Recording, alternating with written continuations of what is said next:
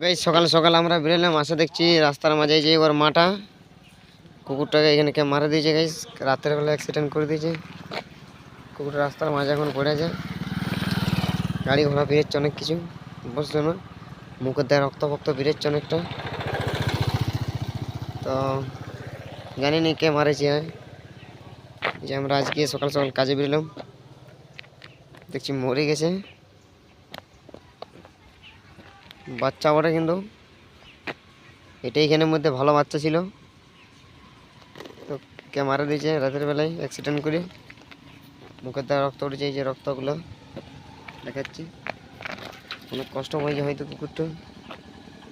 আর ওর মাটা বসে বসে এখানে আর কি কাঁদছে, ভাবতেছে যে ওর বাচ্চাটাকে কে মারলো, সকাল সকাল মারা দিয়েছে এখানে।